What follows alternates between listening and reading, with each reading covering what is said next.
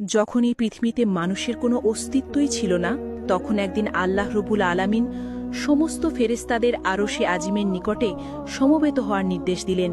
হুকুম পাওয়া মাত্র অসংখ্য ফেরেশতা সেই নির্দিষ্ট স্থানে হাজির হল। তখন আল্লাহ তাআলা তাদের উদ্দেশ্যে বললেন, আমি পৃথিবীতে আমার একজন প্রতিনিধি প্রেরণ করতে চাই। ফেরেশতারা আল্লাহর ইচ্ছার রহস্য বুঝতে না পেরে একযোগে বলল, হে পরওয়ারদিগার, আপনি কি এমন এক সৃষ্টিকে পৃথিবীতে আনতে চান যারা সেখানে অশান্তি সৃষ্টি করবে ও রক্তপাত ঘটাবে?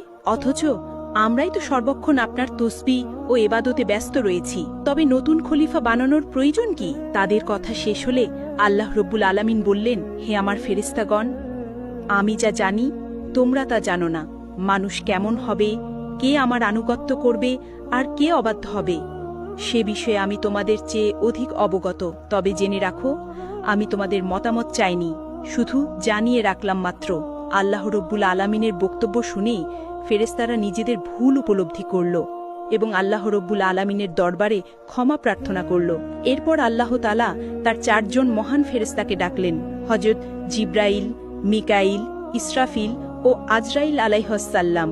আল্লাহ রব্বুল আলামিনের হুকুম পাওয়া মাত্র তারা নির্দিষ্ট স্থানে এসে উপস্থিত হলেন। আল্লাহ প্রথমে হযরত জিব্রাইল আলাইহিসসালামকে আদেশ দিলেন, হে জিব্রাইল, তুমি পৃথিবীতে যাও এবং সেখান থেকে এক মুঠো মাটি নিয়ে এসো, যে মাটি দিয়ে আমি আমার খলিফাকে সৃষ্টি করব। হযরত জিব্রাইল আলাইহিসসালাম পৃথিবীতে এসে জমিন থেকে মাটি নিতে উদ্যত হলে মাটি আর্তনাদ করে বলল, হে জিব্রাইল, তুমি আমাকে কোথায় নিয়ে যাচ্ছ? তিনি বললেন, আমি তোমাকে আল্লাহর কাছে নিয়ে যাচ্ছি। আল্লাহ রব্বুল আলামিন মাটি দিয়ে এমন একটি মাখলুক সৃষ্টি করবেন যারা এই পৃথিবীতে আল্লাহর প্রতিনিধি হবে। কিন্তু মাটি তখন কাঁদতে কাঁদতে বলল, ভাই জিব্রাইল, তুমি আমাকে নিও না, আমাকে রেখে দাও, কারণ আমাকে দিয়ে আল্লাহ তাআলা যাদের সৃষ্টি করবেন তারা আল্লাহ তাআলার নাফরমানিতে লিপ্ত হবে, যার কারণে আল্লাহ রব্বুল আলামিন তাদেরকে শাস্তি ভোগ করাবেন। অথচ আমি যদি তাদের শরীরে থাকি তাহলে সে আযাব আমাকেই ভোগ করতে হবে। অথচ আল্লাহ রব্বুল আলামিনের আযাব ভোগ করার মতো শক্তি এবং সাহস কোনোটাই আমার মধ্যে নেই। অতএব তুমি এই বিষয়ে আল্লাহ তাআলার নিকট আমার পক্ষ থেকে ক্ষমা প্রার্থনা করবে। মাটির এই আর্তনাদ শুনে জিব্রাইল আলাইহিসসালাম খালি হাতে আল্লাহর দরবারে ফিরে গেলেন এবং আল্লাহ তাআলার নিকট গিয়ে মাটির আর্তনাদ ও তার অক্ষমতা প্রকাশ করলেন। এরপর আল্লাহ তাআলা হযরত মিকাইল আলাইহিসসালামকে পৃথিবীতে প্রেরণ করলেন এবং বললেন, হে মিকাইল, তুমি আমার প্রতিনিধি তৈরি করার জন্য যে মাটির প্রয়োজন, পৃথিবী থেকে সেই মাটি তুলে নিয়ে এসো। হযরত মিকাইল আলাইহিসসালাম পৃথিবীতে আসার পর মাটির আর্তনাদ ও কাকুতি মিনতির কারণে তিনিও খালি হাতে আল্লাহ তাআলার দরবারে ফিরে আসেন। এভাবে হযরত ইসরাফিল আলাইহিসসালামও তিনিও ফেরত গেলেন। এভাবে করে 3 জন ফেরেশতা খালি হাতে ফেরত গেলেন। অবশেষে আল্লাহ রব্বুল আলামিন হযরত আজরাইলকে পৃথিবীতে প্রেরণ করলেন। হযরত আজরাইল আলাইহিসসালাম পৃথিবীতে আসার পর মাটি যখন হযরত আজরাইল আলাইহিসসালামকে কাকুতি মিনতি করে বলা শুরু করল, তার কথার জবাবে হযরত আজরাইল আলাইহিসসালাম বললেন, হে মাটি, আমি তোমার কথায় কখনোই ফেরত যাব না, কেননা আল্লাহ তো আমাকে হুকুম করেছেন আর আমি আল্লাহ তাআলার আদেশ অবশ্যই পালন করব। এই কথা বলে তিনি পৃথিবী থেকে মাটি উত্তোলন করলেন এবং আল্লাহ তাআলার দরবারে ফিরে গেলেন। আল্লাহ তাকে সন্তুষ্ট মনে বললেন, হে আজরাইল, তুমি যেহেতু আমার হুকুম পালন করেছ, তাই আমি তোমাকে একটি বিশেষ দায়িত্ব দিচ্ছি, মানবজাতির রূহ কবজ করার দায়িত্ব। আজরাইল আলাইহিসসালাম বললেন, হে আল্লাহ, আমি যদি মানুষের জান কবজ করি তাহলে তার পরিবারের লোক আমাকে দোষারোপ করবে। আল্লাহ উত্তরে বললেন, তুমি চিন্তা করো না, আমি প্রতিটি মৃত্যুর জন্য আলাদা কারণ সৃষ্টি করব। কেউ অসুস্থতায় মরবে, কেউ দুর্ঘটনায়, কেউ বার্ধক্যের ফলে মারা যাবে, মানুষ তোমাকে দোষ দেবে না। তখন হযরত আজরাইল আলাইহিসসালাম আল্লাহ তাআলার কথায় আশ্বস্ত হলেন। এরপর ফেরেশতারা আল্লাহ তাআলার নির্দেশে মক্কার নিকটবর্তী এক পাহাড়ের উপর সেই মাটি রেখে দিলেন। সেই মাটির অংশ বৃষ্টিতে ভিজল এবং রোদে শুকালো। এভাবে কয়েক বছর অতিবাহিত হওয়ার পর আল্লাহ তাআলার কুদরতি কারিশমায় হযরত আদম আলাইহিসসালামের দেহের আকৃতি গঠিত হল। তখন আল্লাহ তাআলা হযরত আদম আলাইহিসসালামের এই দেহটিকে বেহেশতে নিয়ে যাওয়ার জন্য ফেরেশতাদের আদেশ করলেন। হুকুম পাওয়া মাত্র ফেরেশতারা ওই দেহটিকে বেহেশতের দিকে নিয়ে চললেন। আল্লাহ তাআলার কুদরতি কারিশমায় হযরত আদম আলাইহিসসালামের দেহের আকৃতি গঠিত হল। তখন আল্লাহ তাআলা হযরত আদম আলাইহিসসালামের এই দেহটিকে বেহেশতে নিয়ে যাওয়ার জন্য ফেরেশতাদের আদেশ করলেন। হুকুম পাওয়া মাত্র ফেরেশতারা ওই দেহটিকে বেহেশতের দিকে নিয়ে চললেন। অতঃপর বেহেশতে পৌঁছার পর সেই দেহটিকে দীর্ঘদিন আত্মাবিহীন অবস্থায় বেহেশতে রেখে দিলেন।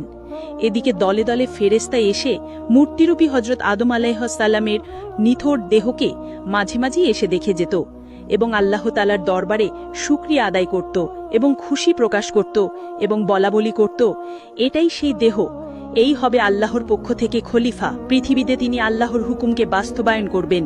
ফেরেশতাদের এই সব কথা শুনে ফেরেশতাদের সর্দার আজাজিল, যিনি তখনও শয়তান হয়নি, সবসময় দ্বিদ্রুপের হাসি হাসত এবং এই মৃত দেহটি নিয়ে সে সবসময় টাট্টা বিদ্রুপ করত। সে যেহেতু ফেরেশতাদের সর্দার ছিলেন, এই জন্য অন্য ফেরেশতারা তাকে কিছু বলার সাহস পেত না।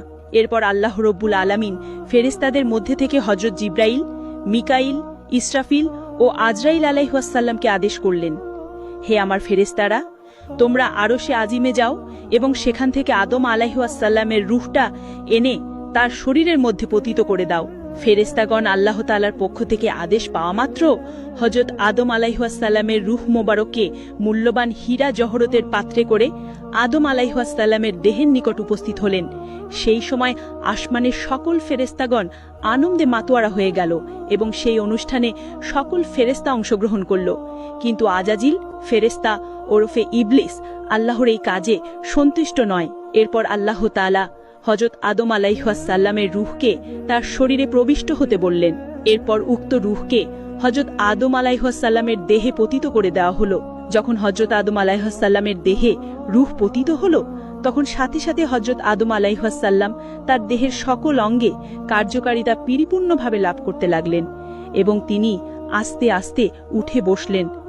বসার সাথে সাথে হযরত আদম আলাইহিস সালাম একটি হাঁচি দিলেন এবং নিজ থেকে পাঠ করলেন, আলহামদুলিল্লাহ। আল্লাহ রাব্বুল আলামিন অত্যন্ত খুশি হলেন। অতঃপর হযরত আদম আলাইহিস সালাম নিজ অস্তিত্ব লাভের শুকরিয়া হিসেবে 2 রাকাত নামাজ আদায় করলেন।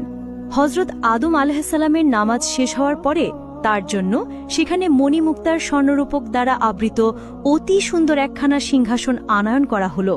আল্লাহ তাআলার আদেশে হযরত আদম আলাইহিস সালাম সেই সিংহাসনে উপবেশন করলেন। এরপর আল্লাহ রাব্বুল আলামিন সকল ফেরেশতাদেরকে লক্ষ্য করে বললেন, হে ফেরেশতারা, তোমরা হযরত আদম আলাইহিস সালামকে সম্মান প্রদর্শনের জন্য সিজদা করো। আল্লাহর হুকুমের সাথে সাথে কোটি কোটি ফেরেশতা হযরত আদমকে সিজদা করলেন। সিজদা থেকে মাথা তুলে সকল ফেরেশতা লক্ষ্য করে দেখল, শুধুমাত্র আজাজিল ব্যতীত সকল ফেরেশতারাই আদমকে সিজদা করেছে, আর আজাজিল উক্ত মজলিসের একপাশে দাঁড়িয়ে রয়েছে। অতঃপর সকল ফেরেশতারা পুনরায় আবার সিজদাতে পতিত হল। তাফসিরের কিতাবের মধ্যে লেখা আছে, তারা দ্বিতীয়বার সিজদা দিয়েছিল আল্লাহ তাআলার শুকরিয়া আদায় করার জন্য, আর প্রথমবার সিজদা দিয়েছিল আল্লাহর হুকুম পালন করার জন্য। অতঃপর আল্লাহ তাআলা আজাজিলকে লক্ষ্য করে বললেন, আজাজিল, তুমি কি করে আমার হুকুমকে অমান্য করলে? তখন আজাজিল বলল, আপনি আদমকে সৃষ্টি করেছেন সাধারণ মাটি দ্বারা, আর আমাকে সৃষ্টি করেছেন আগুন দ্বারা। আগুনের স্বভাব সে সবসময় উপরের দিকে থাকে, আর মাটির স্বভাব সে সবসময় নিচের দিকে থাকে। যদি প্রয়োজন হয় সে আমাকে সিজদা করবে, কারণ আমি আগুনের তৈরি। আমি কেন মাটির তৈরি আদমকে সিজদা করতে যাব? সে যখন এইভাবে আল্লাহ তাআলাকে যুক্তি দেখালো, তখন আল্লাহ তাআলা রাগান্বিত হয়ে তাকে লক্ষ্য করে বললেন, হে নাফরমান, তুই এখান থেকে বের হয়ে যা। তুই আমার আদেশ অমান্য করার কারণে আজ থেকে চির অভিশপ্ত হয়ে গেলি। আল্লাহ তাআলার এই হুকুমের সাথে সাথে আজাজিল ফেরেশতা ইবলিস শয়তানের পরিণত হয়ে গেল।